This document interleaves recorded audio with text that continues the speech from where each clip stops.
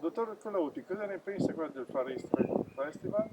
Beh, credo che sia veramente una delle più grandi manifestazioni che Udine ha in casa e che Udine deve coltivare, è un segno di internazionalizzazione importante, veramente proietta la città in Europa e non oltre. Come amministrazione comunale, tra l'altro, stiamo cercando proprio con dei contatti che sono iniziati di rafforzare questa realtà con dei gemellaggi, perché si possa anche durante l'anno mantenere rapporti vivi, anche perché no, di scambio commerciale, turistico, con la Corea del Sud in particolare e con la Cina. Quindi oltre che essere un grande momento culturale, di apertura mentale, è anche un'occasione per l'amministrazione, per la città, per stare nel mondo in maniera costruttiva. Ha saputo di questa notizia che è deceduto l'ingegnere Benedetti?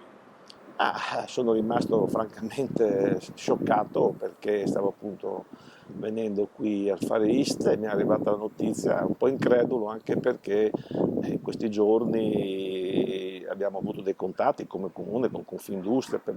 c'è il rinnovo del COSEF e appunto parlando anche con gli interni diceva ma sì l'ingegnere è in Giappone, in Cina e quindi come sempre è un grande imprenditore nel mondo e quindi veramente questa notizia mi ha preso e credo ci abbia preso un po' tutti di sprovvista, non so come sia avvenuta, però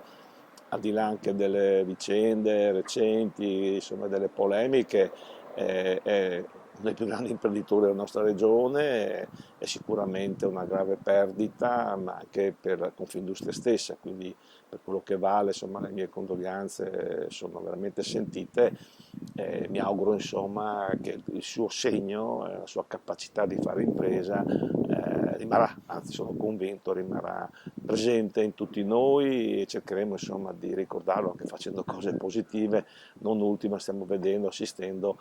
all'iniziativa che si sta facendo appunto nell'ex Dormish, che è un segno anche di come oltre all'impresa si pensi anche a formare, alla formazione, quindi